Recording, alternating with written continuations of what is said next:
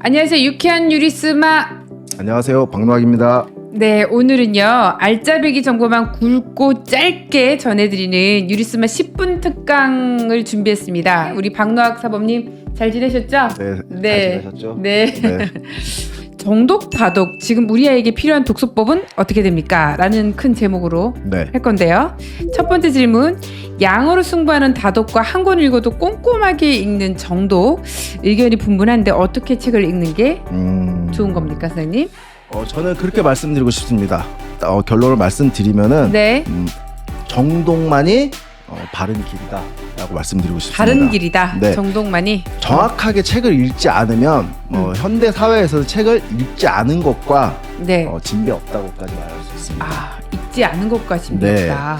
뭐 이제 초등학교 저학년 학생들 같은 경우에는 네. 아직 다독이 약간 의미가 있습니다. 아직 음. 본인의 흥미나 적성을 정확히 모르기 때문에 네. 여러 가지 책들을 읽어보는 게 의미가 생길 수가 있는데 네. 초등학교 3학년들한테 추천하는 그런 추천 도서만 보더라도 이미 페이지 수가 100페이지가 넘어가요. 네. 상당히 많은 내용을 담고 있고 상당히 어려운 내용인데 그거를 정확하게 읽어도 이해하기가 어려운데 네. 빠르게까지 읽어야 한다? 그러면 아이들 입장에서는 그 내용을 정확하게 이해하지도 못하면서 그냥 페이지만 빨리 넘기는 네. 책을 읽지 않은 것과 같은 효과가 나요. 초등학교 1, 2학년 때까지. 네, 그때는 이것저것 다양한 책들을 읽어보는 것도 중요한데 네. 초등학교 3학년만 되더라도 이제 학교에서든 권하는 추천 도서들이 있거든요. 네. 그 도서들을 정밀하게 정확하게 읽어내는 게 훨씬 더 중요하고 큰 의미가 있습니다. 네. 과거에는 책을 읽어서 정보를 획득한다는 측면이 있었기 때문에 다양한 관심사를 가진 책들을 읽는 게 중요했는데 요즘에는 아시다시피 정말 이렇게 어렵고 뭐 중요한 정보들을 이렇게 유튜브라던가 검색이라던가 해서 순식간에 정보를 찾을 수가 있거든요. 네. 그래서 이제 책은 더 이상 정보만을 얻어내는 그런 수단이 아니라는 거죠. 한번 곱씹어 보고 생각해 보고 이런 부분들이 좀 네, 맞습니다. 필요한 거네요. 그렇죠. 정보는 넘쳐나니까요. 왜 그 유명한 일화 있잖아요. 네. 세종대왕이 왕자 시절에 네. 뭐 건강을 해치니까 뭐 책을 다 가져갔는데 네. 한 권 떨어뜨려 놨더니 그 책만 여러 번 읽었다. 아. 그래서 이제 그 내용이 세종실록에도 여러 차례 언급이 되거든요. 아, 그랬어요? 네, 그 책이 막 그렇게까지 유명한 책은 아니었는데 네. 세종대왕님은 어렸을 적에 자기가 그렇게 10번 이상 그 읽은 책이 기억이 많이 남으셨나 봐요. 그래서 뭐 나중에 정치를 하시면서도 그 책을 인용하시는 경우가 굉장히 많은데 이게 어떻게 보면 현대 사회에서 독서의 의미거든요. 단순히 책을 읽고 정보만 얻는 게 아니라 나중에 내가 겪을 상황이나 이런 것에서도 그 책 내용들을 계속 활용할 수 있는 능력.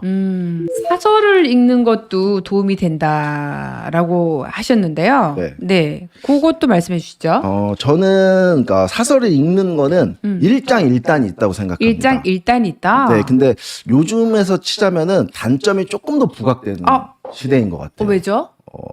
일단 학생들이 접하는 교과서에 있는 대부분의 글들은 설명문입니다. 근데 이제 비문학을 하다 보면은 네. 설명문도 배워야 되고 논설문도 배워야 되는데 네. 교과서에 논설문이 숫자가 많지가 않거든요. 근데 이 논설문으로서 제일 좋은 글이 예전에는 네. 사설이라고 해가지고 사설을 읽는 게 도움이 많이 됐다고 했어요. 저 같은 경우도 뭐 사설을 따로 오려서 뭐 사설 노트 같은 걸 만들어서 하고 했었는데 네. 제가 지금 이제 사설을 하나씩 보여드릴게요. 네. 같은 날짜에 나온 같은 주제의 사설입니다. 네. 자, 첫 번째 사설은요. 보수적인 언론인 조선일보의 사설입니다. 지금 행정안전부에 경찰들을 관리하는 경찰국이라는 거를 신설하겠다라는 이미 신설이 됐거든요. 네. 근데 이거에 관련된 내용인데 경찰국 신설이라는 팩트는 하나예요. 네. 그런데 그거에 대해서 조선일보에서는 사설에서 뭐라고 표현하고 있냐면요. 네. 경찰이 군과 비슷하게 무력을 행사하는 집단인 만큼 경찰청장의 해산 명령을 거부한 것은 쿠데타에 준한다는 것이다. 양측 모두 바람직하지 않다. 또 청와대 통제를 받으면 독립이 지켜지고 행안부 통제를 받으면 독립이 훼손되나 앞뒤가 맞지 않는 주장이다. 자, 이 사설의 전반적인 내용에서요. 네. 경찰국 신설은 필요한 거고 그거에 대해서 지금 경찰들이 반발하고 있는 것은 옳지 않다. 경찰국 신설은 필요하다라는 입장입니다. 네. 네, 다음은 진보적인 색깔이 짙은 한겨레 신문의 사설이에요. 네. 똑같은 경찰국 신설이라는 내용입니다. 네. 자, 여기에서는 일단 제목부터가 반발만 키운 쿠데타 궤변 경찰 구관 폐기가 답이다라고 하면서 내용을 보면은 몰 역사적이고 비민주적인 망언들이다. 국무회의 상정이 예정된 시행령을 폐기하고 경찰에 대한 민주적 통제 방안을 원점에서 다시 하는 게 옳은 해법이다라고 해서 이 경찰국 신설이 잘못됐다라는 네. 이야기를 해주고 있습니다. 네. 자, 보셔서 아시겠지만 경찰국 신설이라는 사실은 하나인데 그거에 대한 해석은 너무나 달라요. 그렇죠. 이 신문이라는 것 자체가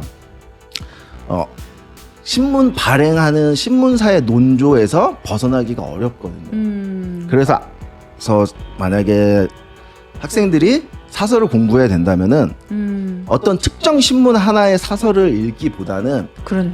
하나의 사건에 대해서 뭐 보수적인 논조의 신문, 네. 아니면 또 진보적인 논조의 신문, 네. 그 두 가지를 비교하면서 읽고 그 안에서 어떤 그 논리를 키워나가는 논리적 흐름이라던가 구성이라던가 이런 걸 배우는 것까지는 굉장히 좋은데 네. 그냥 사설을 읽는 게 좋다, 사설을 읽는 게 좋다라고 하면은 이러한 정치적인 성향이라던가 이런 편협된 내용들에 빠져들 수도 있고 그리고 또 이게 글쓰기에서 나타나는 가장 큰 문제인데요. 네. 아이들 입장에서는 이렇게 신문이라던가 뉴스에 나와 있는 그 글들의 말투가 굉장히 멋있다고 느껴지는 거예요. 그럴 수 있죠. 네, 굉장히 유식하고 뭔가 있어 보인다고 해서 글에다가 그걸 담는 경우들이 많은데 네.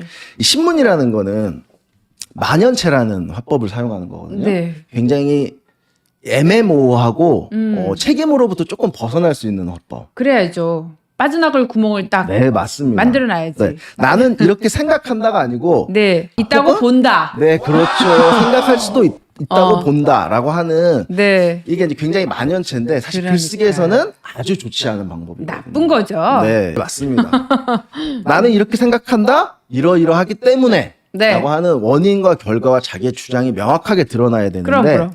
사설에서는 그런 걸 배우기가 어렵습니다. 그러면 집에 신문을 좀 보수 신문하고 진보 신문을 좀 같이 좀 넣어야겠어요. 안 네, 그러면 맞습니다. 아빠의 어떤 정치적 성향을 따라갈 수 있겠네요. 네, 맞습니다. 그래서 요즘에는 네이버나 네. 다음 같은 데 가면은 예.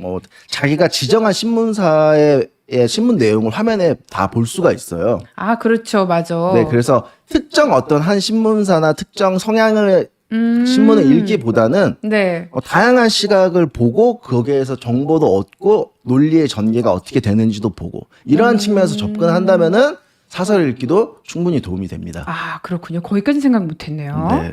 전에 논술 공부에 가장 좋은 거는 글 쓰는 거라고 말씀을 네, 맞습니다. 하셨잖아요. 학원 다니면서 글을 쓰는 것도 좋지만 그런 그 일상생활에서 글을 쓰면 더 좋을 것 같은데 유리스마가 인스타에서 일기를 쓰거든요. 반응이 폭발적입니다. 이게 사실 일기라는 것 자체가 이것도 엄밀한 문학의 한 장르입니다. 일기라던가 네. 편지라던가 이런 게 수필의 한 장르거든요. 그러니까 사실 저희 세대만 하더라도 편지 쓰는 일이 그렇게 드문 일은 아니었어요. 뭐 선생님께도 썼고 많이 썼어요. 네, 군대에 부모님께도 썼고. 있는 사촌 오빠한테도 네, 썼고 맞습니다. 어버이날도 길게 쓰기도 하고 편지를 꽤 많이 썼던 그리고 일기 쓰는 것도 상도 주고 근데 요즘은 이제 그런 것보다는 아이들이 그냥 이제 뭐 메시지를 다 보내는 약간 인스턴트화된 시대죠. 그렇죠. 이걸 뭐 탓할 수는 없는데 제가 말씀드리고 싶은 거는 이렇게 글을 써보는 것 자체 이거 네. 자체가 내가 이해하고 있는 걸 확인하는 방법이 되는 거고 이것도 그러니까 공부의 한 방법이 되는 거죠. 그렇겠어요. 네, 써보는 것만큼 내가 알고 있는 걸 확인하기 좋은 게 없거든요. 맞아요. 그래서 뭐 글을 읽던 오늘 내가 겪었던 일이든 혹은 내가 오늘 공부했던 거든 일기라고 생각하는 게 너무 거창하면 그냥 한 단어만 써보는 것도 괜찮습니다. 네. 오늘 나의 공부는 이랬다 하면 점점점 늘어가는 거고 네. 거기서 이제 쓰기가 되는 거고 거기서 정말 한 발 더 나아가서 정말 공부에 도움이 된다라고 한다면은 질문을 만들어 볼 수도 있는 거예요. 질문. 네, 오늘 내가 배웠던 거, 느꼈던 거에 대해서 나 스스로에게 질문 혹은 다른 사람한테 던지는 질문까지 만들어낸다면은 아주 좋은 논술 공부, 국어 공부가 될 수 있겠습니다. 한 단계 위가 쓰기만 하지 말고 질문까지도 만들어보라. 네, 맞습니다. 네. 사실 이렇게 뭐 수필의 특징이라고 해가지고 뭐 무형식이다, 개성적이다, 비전문적이다, 고백적이다 이런 거 사실 내신 시험 기간에 외워야 하거든요. 시험에는 그런 걸 물어보니까요. 오, 그쵸. 뭐 수필을 묻는 데는 다음 글의 특징은 무엇인가, 특징으로 옳지 않은 것은 무엇인가. 그걸 공부를 해야겠지만 사실 그런 거는 수능의 준비라든가 논술의 준비하고는 사실 동떨어져 있는 법. 네. 자, 지금까지 독서하는 힘도 키우고 그리고 논술도 대비할 수 있는 광록 사범님만의 특급 노하우를 들어봤습니다. 다음 시간에 또 뵙겠습니다. 사범님 감사합니다. 감사합니다.